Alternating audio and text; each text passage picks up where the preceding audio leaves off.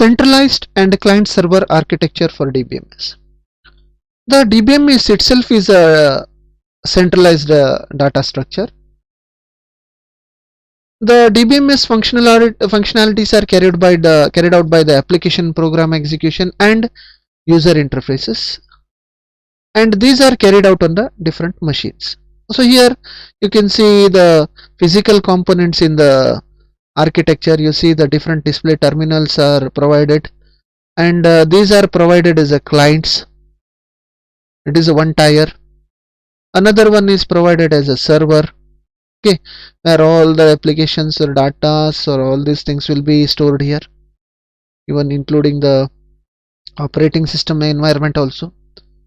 So in general, if you have to say, DBMS is a client server. It's a centralized database management system. Now let us discuss about a two-tier architecture. We have discussed about a three-tier architecture. Now let us discuss about a two-tier architecture. So 3 points are very important in this. Here you see this is a client. These are clients who will be accessing the data. These are diskette clients. Directly they access the data through disk. Okay. Then client with the disk and client side and server. Now let us understand what is exactly the two-tier means. So the server is also called as a data server because it provides a data in the disk pages into the client. Now in two-tier there will be two different tiers. One is client and another one is server. Client is one tier and server is another tier. Client can access the data from server. Here this data can be structured in the objects to the client program. So here one thing we have to understand about a database management system.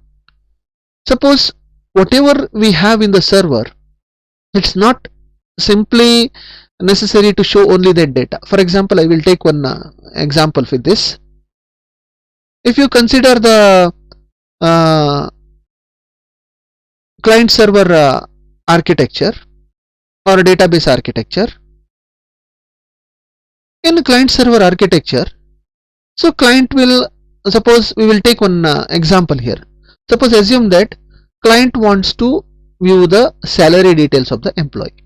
Now in database, if we keep only the basic salary, that is sufficient, and whatever he wants to display, that is a TA, DA, HRA, this could be kept in the query, and according to the query it will automatically generate the TA, DA, HRA, net salary and all. It will display it.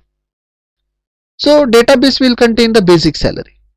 So like that the objects for data can be created and the client can view it as it is in his need.